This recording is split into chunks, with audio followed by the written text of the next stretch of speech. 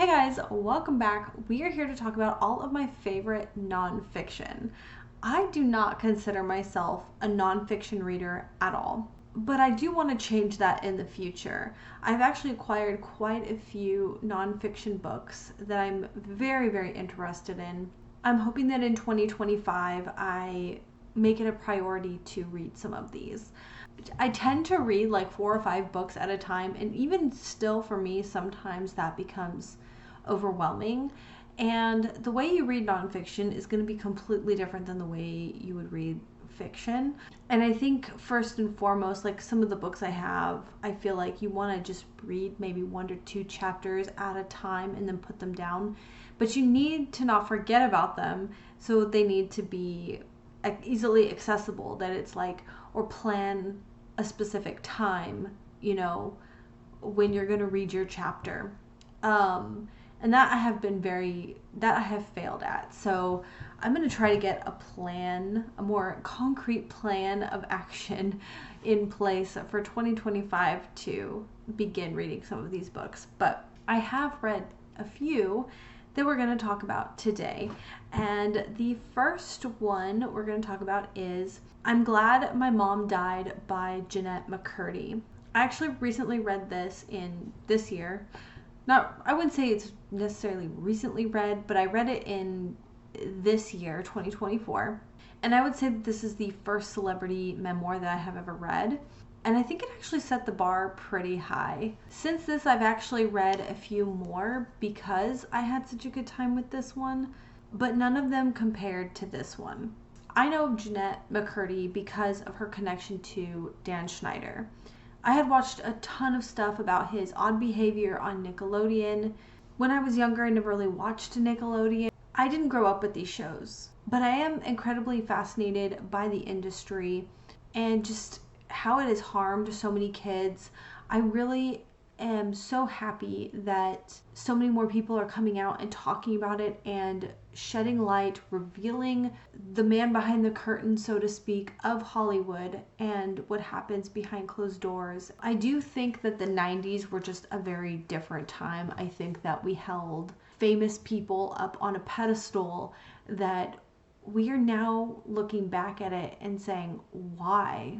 But now we see how it has come full circle and how many people, how many kids in particular, whether it was directly from people on set, producers, or if it was from parents who get money hungry and push their kids into overworking themselves and doing all the hard work and having to grow up with that mentality that their livelihood is solely their responsibility. Or like Jennette McCurdy, from her mother, who pushed her relentlessly and showed her how to stay small, how to stay young, and restrict food, which ultimately ended up in an eating disorder, as well as all the other things that she's had to go through whilst being a child actor. I feel that this is a must read, even if you're not a person that follows this movie stars or anything like that. I think that this book is actually so much more than just a celebrity memoir. This book is more about her own experiences, and she does not really talk about Dan Schneider explicitly about Nickelodeon. She much more focuses on, I would say, her relationship with her mom and how that is really the root cause of how she ended up in a bad situation on set and in Hollywood, in the industry as a whole. And I thought that that was a very good way to approach this topic of her life. She is one of countless people who have very similar stories and experiences. The more aware people are about it, the better. The things that I think make this really strong. Jennette McCurdy, I think, needs a career path in writing more books too, because I think just she has a really nice voice. She has a really good talent. She knows the right balance and pace, and like everything was spot on. I feel like it was just a very well written book as well. Beyond that, things that I tend to really enjoy in books is concept of wealth. Obviously, with celebrities, they're making a lot of money. A lot of the reasons why actors' children get into this situation is because in Jeanette McCurdy's situation, her mom wanted her to work and support them. So you could just see the desperation in continuing that and making sacrifices, ignoring certain things for that end goal. The concept of child actors, just as a general topic, that's something I'm really fascinated with. Eating disorders, mother-daughter relationships is something else I really like to read in books. The next book I'd like to talk about is, let me grab all my books over here. Oops. The next book I have on my list is Let's Pretend This Never Happened, a mostly true memoir by Jenny Lawson. I actually have bookmarked a little quote here. It says, Jenny Lawson realized that the most mortifying moments of our lives, the ones we'd like to pretend never happened, are in fact the ones that define us. This is a memoir starting from Jenny Lawson's bizarre and unconventional childhood in rural Texas. Her dad is a taxidermist, which we get very interesting descriptions and storytelling about what that was like. We go through awkward high school years, stories about married life, and even mental health. Jenny Lawson actually suffers from chronic depression. I read this book so long ago. I would say about 13 years ago. My manager actually had let me borrow her copy of this book, and I devoured it. I was laughing out loud. There were so many moments where I was laughing so hard I was crying. I had to set the book down to let the laughter pass before I could continue. This truly is one of the best books I think I've ever read. Back when I think I read this in about 3 days, and back then that was incredibly fast considering I worked a lot and I had a 2-year-old and a baby, and so that's a lot. That's saying a lot. This book also made me realize how much I love memoirs and humorous books. I really like how she describes certain things.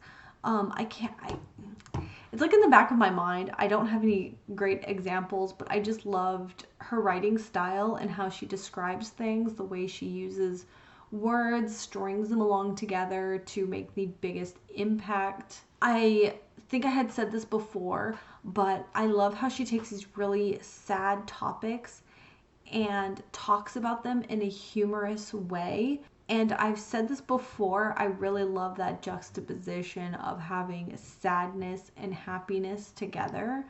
It matches the way I cope with things. And I think truly it's the only way you can cope with things, is to make humor out of it, because what else can you do but laugh about it? Every time I think about this book, I think I must reread this right now, but I never actually do. But this truly is the funniest book I think I've ever read in my life. Everyone must read this book. Okay, so isolating things that I truly loved a book are taxidermy. For whatever reason, I feel that that's one of the most interesting and unique things about her story. Is I don't think I've ever met anybody who knows somebody that does taxidermy. I know it seems kind of gross and taboo to a lot of people, but I think it's kind of cool. Again, the juxtaposition of humor with sadness and trauma. I feel like opposites attract. Happy, sad, similar to A Man Called Ove, and a memoir that is honest, it's ridiculous, it's ugly, it's sweet, it's personal. She doesn't hold anything back. I mean, she probably in reality does hold something back, but it doesn't feel like she's holding anything back. That came up because I read, oh my god, who's the actress who plays in the Shadowhunter movies? Lily Collins. I read Lily Collins' Unfiltered, and literally in the title it says Unfiltered. And she filtered everything. Yeah, I didn't feel like she was being honest about anything. So, or she's being honest about all the good stuff. But our lives are multifaceted, and we have good things and bad things and tough things. She sort of kind of touched base on having an eating disorder, but she definitely did not divulge all in that gritty, raw way that I like to see in my memoirs. Most people's lives are a bit of a mess. sometimes, and they don't turn out how we expected them to. And because of the fact that she shares the unflattering aspects, while my experiences aren't the same, I have unflattering aspects in my life too, and I can laugh at myself and feel better about the mess that is my life because I know that I'm not alone. I think that that's what makes this book so good and so relatable, is because even if on the outside your life seems perfect, it is not. So yeah, such an amazing book. The next one is Running with Scissors by Augusten Burroughs. Again, I read this so long ago. I actually picked this book up after watching the movie based off of this book, because the movie, I just really liked the movie. There's like it's silly and ridiculous, but there was a darkness to it that really intrigued me, and so then I picked up the book and devoured the book as well. It's also along the same vein. Sometimes this book is so odd that it's hard to believe that it's real and not in some fictional place. But this is in fact a memoir. I'm actually just going to read the summary from Goodreads. As I said, it's been a long time since I read this book, and I can visualize the scenes and these situations, but I can't really, for whatever reason, I can't really summarize it. Running with Scissors is the true story of a boy whose mother, a poet with delusions of Anne Sexton, gave him away to be raised by her unorthodox psychiatrist who bore a striking resemblance to Santa Claus. So at the age of 12, Burroughs found himself amidst Victorian squalor, living with the doctor's bizarre family and befriending a pedophile who resided in the backyard shed. The story of an outlawed childhood where rules were unheard of and the Christmas tree stayed up all year round, where Valium was consumed like candy, and if things got dull, an electroshock therapy machine could provide entertainment. The funny, harrowing, and best-selling account of the ordinary boy's survival under the most extraordinary circumstances. This book is completely unhinged. It's a lot of fun. It's also just fascinating. It's colorful and also really sad. And the sadness is just kind of like you're going along and then you kind of look back what you're going through and you're like, wow, this is a really effed up situation. And overall, it's just so well told and the way it unfolds and everything. So another must read. The things that I liked about it, again, the juxtaposition of like silly and humorous with sadness, the darkness. Because I've loved both of these books, and I think I've mentioned there's like just absolute ridiculousness. This one most in particular, I would say there are some very outlandish, like ridiculous situations. And I thought that that was something that I really liked in books. So I picked out some other books that claim to be ridiculous, but it's just not done in the same way. In this way, it's like, I don't know, it's like it's rooted, it's cemented, it's real. And in some of these other books, it feels cartoonish. It feels slapstick, and it feels like they're trying too hard. And I don't know what it is exactly that makes those different from this, except maybe that darkness and where it comes from. And why the Christmas tree is up all year is because nobody cares. It almost feels a bit like a symbol, whereas maybe in some of these other books it's just there to be there and be funny, and to me that's not funny. I feel like it needs to have a purpose. I don't know. I think maybe I'm over explaining it, but it's completely twisted. This doctor who's like not really a doctor, but sold this practice as if he was. And from the setting to the characters to situations, like everything in this book is completely unhinged. This is told from Augusten's perspective, from when he's a little boy. And I think that really helps as the story unfolds, because when he's 12 years old, you're seeing everything from a 12-year-old's perspective, and he doesn't understand what's happening. He just knows that he's dropped off and he's waiting for his mother to return. And then suddenly you realize it's like a week has gone by. Is she ever coming back? And like you you would imagine that's exactly how a 12-year-old would see the situation. He doesn't understand what has happened to her, and only as he gets older it starts to come together. The answers become clear to him. The innocence of children, and when that innocence and in how children feel to be abandoned, and like how devastating that is. It's completely different than when you're an adult and you realize, you know, people just aren't up to the task of being parents or something like that. But as a child, like you're so innocent, you can't comprehend that the same way. You know, I think that's why it's just so much more devastating put in these situations, you know? Augustine Burroughs has some other books written about his memoirs as like an adult. I think he wrote Dry, which is, I started reading that one, but I never finished it. It's not as fun.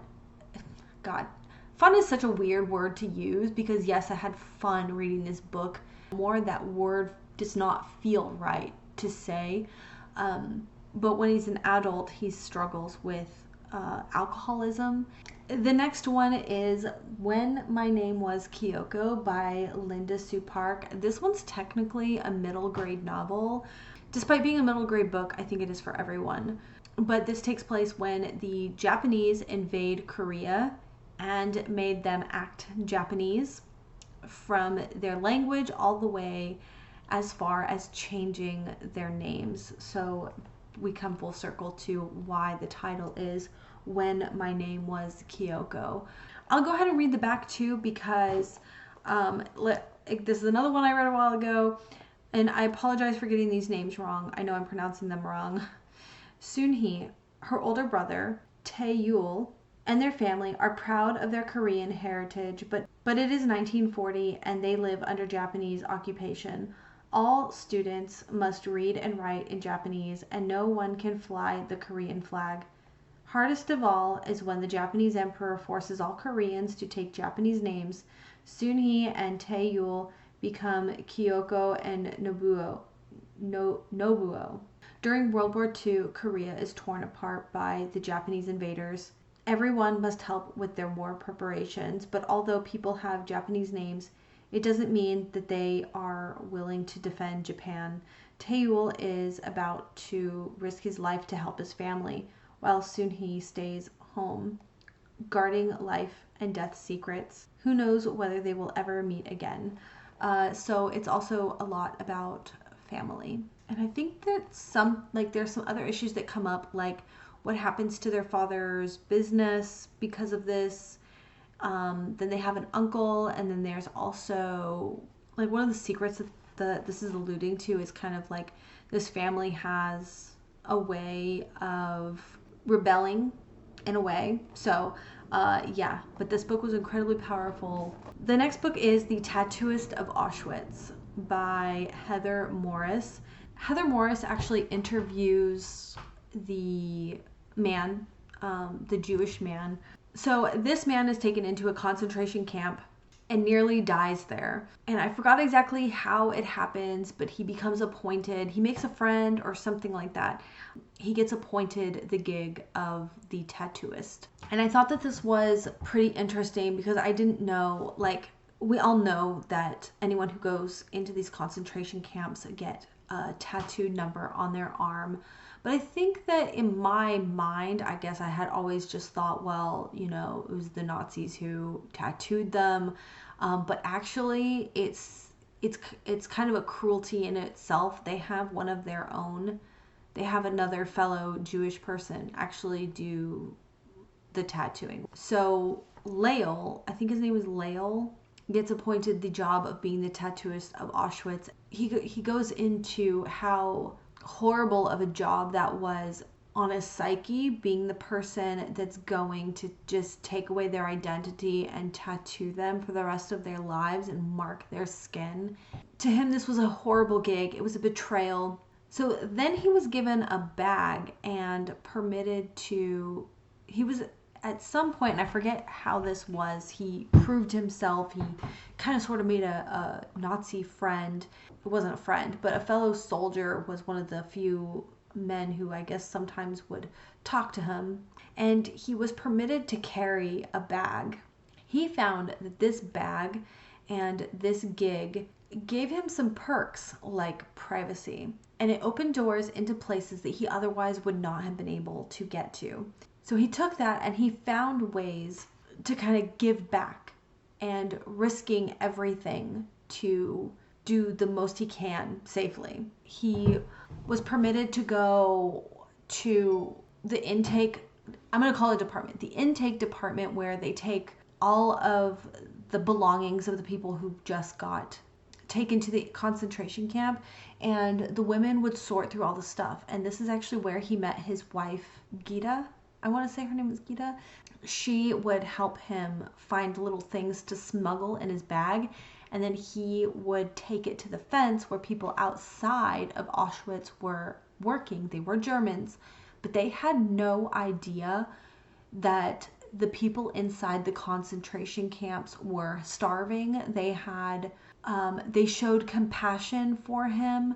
They also knew they couldn't do anything about it, but what they could do is give him bits of food. So he insisted that he pay them back somehow. So he smuggled out goods through the fence to these people. They smuggled in bits of food, and he would help feed people that he could and get them more food. I loved, as obviously this book is on this list, so every book on this list obviously stood out to me. I loved this book, and it still gives me chills. The things that I loved about this book, it's heart-wrenching. It's definitely a tearjerker. It's thrilling. It's scary because at any moment you're just so worried that he's going to get caught or something bad is going to happen. There's always something just shocking happening when you find out what happens to the women who work in that department, when a soldier just gets ticked off or has a bad day and shoots someone. Like, you know, it gets you very stressed out while you're reading it because you just think any moment this could happen to him or something.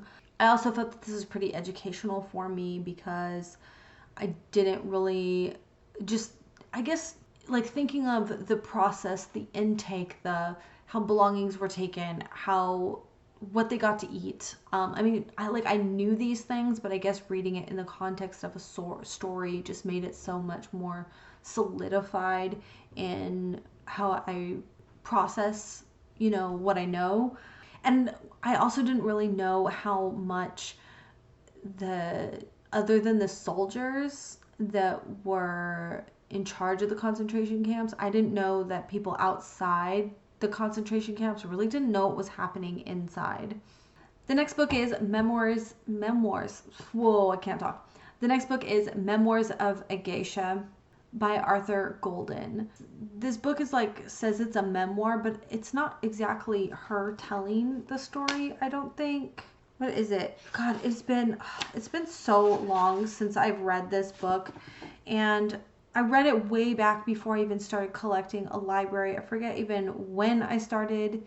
And since that, this wasn't even the original copy that I had read. I picked this up because I needed to own this book, and I want to give it a reread again because it's been so many years since I read it. Our main character and her little sister, when they're very little, they live in a small rural fishing village with their parents, and they're so poor. Their parents can barely feed them and take care of them. In their desperation, they end up selling them. Unfortunately, they were not kept together. The main character has eyes like water, which is a very unique trait for a Japanese woman, and her sister doesn't have any unique traits, so they're separated, and she goes to one geisha house and her little sister goes across town to some other place. And throughout this book, you learn so much about the geisha houses. I think everyone knows what a geisha does, essentially. The treatment on both sides is going to be your lifestyle on both ends of the spectrum are going to be vastly different. So it's incredibly fascinating learning both sides of the spectrum throughout this book, and the politics and what it takes for them to go through training to be a geisha. So they start when they're really little and they're apprentices, but they're basically slaves. And since the moment they step foot in the geisha house, they have a tab running of every expense, from the food that they eat, the clothes that they wear, the things that they break. All of those things are being tallied up by the head of the house, the mom. I think they call her mom. By the time they reach a specific age, they have to sell their virginity to the highest bidder. Then after that, and then there's so much that goes into that. Oh my God, it's crazy. I can't even explain it here. But then after that, all of the work that they get by entertaining, and it's not always sexual. It can just be outings and entertainment and arm candy or whatever for diplomats or what have you. There's so many different reasons to hire a geisha, but mostly, at least on our main character side, it is a lot of companionship. So they are supposed to have skills to bring to the table. They're supposed to be able to be entertaining and all these things. So the better you are, the higher you can ask, for bidding and stuff like that. So yeah, so then they have to pay off their debt to the house mom. This is such an epic tale. It goes decades long, from the time she's little to the time of her first bidding. The competition, there's a lot going on with competition, but then behind all of that too, there's a love story. It's so good. A favorite. I've seen the movie a couple times now too, and the movie is incredible as well. The movie is incredible, but they cannot possibly go into all of the details of the politics and the little nuances and things, and the descriptions of what it's like to get your geisha updo done and all the preparation. Like, it just cannot cover all of that stuff in the movie, and it is in the book, so it would be worth it to read the book if you've seen the movie. Things that I like specifically is most of it does take place in this geisha house. The money aspect, poverty led her there. She is in debt.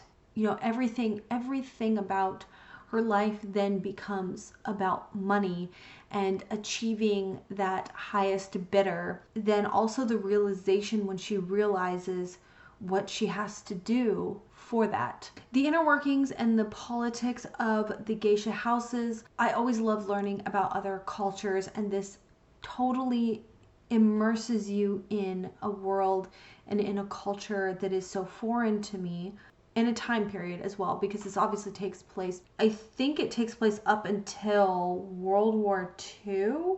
And then it kind of closes out her story after that. Our main character is a very spirited young woman, and she's very clever, and she holds on to herself in little ways that are basically kind of rebellious. The Diary of a Young Girl, Anne Frank's story. It goes without saying that this book is incredible. I read this when I was younger. Obviously, most people do. My oldest son had to read this. My youngest son is going to have to read this some point this year. This book actually made my son want to start keeping a journal. I don't know if he keeps up with it now, but I thought that was cool. For his class project, they actually had to keep a journal throughout the unit, and I thought that was such a cool way to celebrate the book that they're reading. I've always kept journals, so I felt like I really identified with Anne Frank in that way. And the circumstances of her life are because of the war. It's just about her being a young woman and having a crush on a boy and growing up in this small little space with these few people in the circumstances that they have. Just glimpses into what it's like to look out the window. This one tiny little window during a tiny portion of the day when they can't be spotted. Glimpses into the terror they feel when there's noises that they think that they're coming for them. What it's like to just live so many years in a tiny little attic and never going outside and things like that. It's just so eye-opening of what that lifestyle looks like instead of us just trying to imagine it ourselves. Oh God, it has been so many years since I've read this. I've actually considered giving it a reread because my son has to read it this year so that I can talk about it with him. Things that I really like. I like that it is in diary format and that bite-sized history. I forgot to say that. Technically, this also includes like bite-sized history because of kind of what happens at the end. This bite-sized history, and then a little bit glimpse of the World War II. Okay, the next one is Letters to a Young Poet by Rainer Marie Rilke. I feel like I usually try to avoid saying his name because I feel like I can't pronounce it properly. Rilke is a German poet born in 1875, and this is just a collection of letters that he wrote back and forth to another aspiring poet, and it can be really inspiring, especially if you are an artist type mind or a writer or even just a person who has felt lonely and isolated.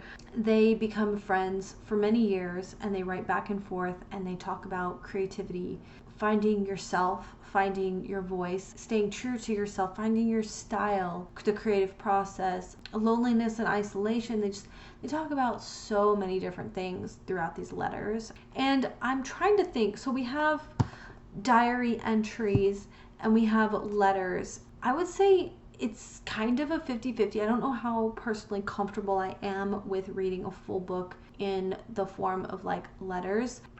I forget the terminology for that. It's kind of out of my comfort zone, but I do really, really at least enjoy it in this way. Okay, this one there's no cover. Maybe I should just put a cover up here of this book.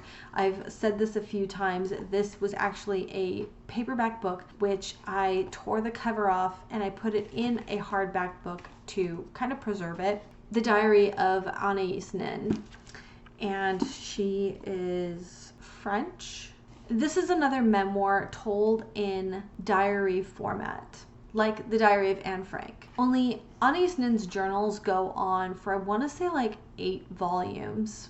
And I'm going to be completely real and honest with you. I've not actually even finished this one.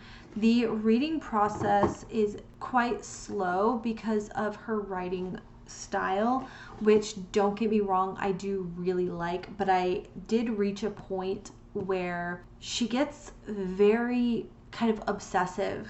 And I get it, like, it's your journal, it's your diary, and sometimes like you're just your thought process, you're looking at it from all different angles. It's still very much a part of your everyday life. You're obsessing over it, you can't stop thinking about it, and she literally writes everything down. So I feel that it started to become quite repetitive, and she just over analyzes and overthinks things. When I discovered this author, when I discovered this book, I identified with her so much. I want to say like my late teens, early 20s, I definitely feel like my brain, my mind, my thought process would take me in these circles on specific topics or over specific people on a very real level, cringy level. Now that I go back and think about it, I identified with her so much. I'm like, wow, I'm not the only person that feels like a crazy person in my own head sometimes. And I also had just loved the way she writes. Oh, I saved a piece of the original cover and I kind of just taped it in there. This is also incredibly literary. She talks about her influences, Madame Bovary, Guy de Maupassant. She says, the place she lives, I cannot pronounce this word, Louveciennes. I cannot pronounce it. I cannot even attempt to pronounce it. I apologize. But this village reminds her of where Madame Bovary lived and died, overlooking the Seine. I think that's how you say it. One of the properties belonged to Madame du Barry during the Revolution. On Sundays, people come from Paris and have lunch and take the rowboats down to the Seine, as Maupassant loved to do. The dogs bark at night. The garden smells of honeysuckle in the summer, of wet leaves in the winter. One hears the whistle of the small train from and to Paris, as is a train which looks ancient, as if it were still carrying the personages of Proust's novels to dine in the country. that's all in like one page. She has like referenced various authors. If you like that. One of her biggest influences, D.H. Lawrence, and because of this book is why I have picked up a lot of D.H. Lawrence. We'll see if I like D.H. Lawrence as much as she does. She says things like, ordinary life does not interest me. I seek only the high moments. I am in accord with the surrealists, searching for the marvelous. I want to be a writer who remembers others, and these moments exist. I want to prove that there is infinite space, infinite meaning, infinite dimension. Gosh. I've like written, look at this. I've like written all over this book, especially in the margins there. But yeah, I should probably get around to finishing this. I started reading this book like cover to cover, but I reached a point, like I said, where she was just getting very, very repetitive. But I haven't given up on this book just because I've taken a while, quite a long hiatus. I don't think because of the formatting of this book, she didn't write it all in one sitting. She took years to write this, so there's no sense in rushing through to read it. I could read it over the period of years as well. Okay, this one, I actually scripted this video so long ago. I'm just now getting to it. But over the summer, I read John Steinbeck's Travels with Charlie. This is a nonfiction, and this follows his travels across America. And I think it's like kind of like a writer's trip. He wants to see America because he writes about America. He goes to Yellowstone in San Francisco, and it's about all the people that he meets along the way and his observations. I feel like his writing is still very much the same style and tone that he writes in, Of Mice and Men and stuff like that. You can tell it's the same author, but he seems so different in this. Like you see his true self or something within this book, and I think that is such a cool perspective. I highlighted a ton of stuff in here. Very briefly, let me see if I can find a sample. I loved it. It was like traveling across America. You can tell where you're at by the signs. Because that is so funny. I've always heard that Maine people are rather taciturn, but for this candidate from Mount Rushmore to point twice in the afternoon was to be unbearably talkative. A sad soul can kill you quicker, far quicker than a germ. If I seem to be over interested in junk, it's because I am. And I have a lot of it too. I do have a genuine and almost miserly interest in worthless objects. My excuse is that in this era of planned obsolescence, when a thing breaks down, I can usually find something in my collection to repair it. Okay, well, I definitely found myself really going back and rereading certain passages. I love the way he puts together sentences, how he uses different vocabulary to express himself, and it's wholly unique, and it really resonates with me, and I love his observations. I think they're just like rooted in humor. It's definitely my kind of humor. Yeah, like I found myself going back and rereading passages just because I just wanted to live in the way he described something, like something so basic, and just like he makes it really interesting. And I have graphic memoirs I have to talk about. Persepolis by Marjane Satrapi, and this is apparently an entire series now, and I've actually read book 2 when she's actually more in her college years, but I prefer book 1. Book 1 follows Marjane when she is a small child before the Iranian Revolution, which changed everything. And I thought that was so fascinating because it seems like ever since, 2001, I was in high school. I was junior, sophomore in high school. And I guess I never really thought about the rest of the world at that time. But ever since 9/11, certain things would come out about the culture and stuff. It changed everything. And I think that I never really thought about it too much. It gives you some history. Before this Iranian Revolution, women didn't have to wear veils. They could be educated. Hey, how are ya? I see you're filming a video. Yes. Distraction. My dad's texting me, of course. What are you doing? I'm trying to make the camera. No. What are you trying to do? That book. Choose that book that's going through this hole. You see it? That book right there. That one. That's the next one you're reading. Trust. Be a sip. Oh my god. Aaron gave me 5 minutes. Okay. Okay, so apparently before the Iranian Revolution, like women didn't have to do all the things that they had to do. They didn't have to wear veils and all of that. They could work. They could live the very modern life that we're all accustomed to. This revolution changed everything. And this all led to Marjane being displaced from her parents' home and moving to France and living through the suppression of civil liberties, as my notes say. I felt that this book was an eye-opener. As I said, before I read this book, it wasn't like something I thought a lot about. Now, granted, this all really started when I was really young. So, and ever since I was in like high school, when everything happened, we were kind of pushed a lot of media about what life is like over there, the brutality and how it is now. Just seemed like that's how it was always.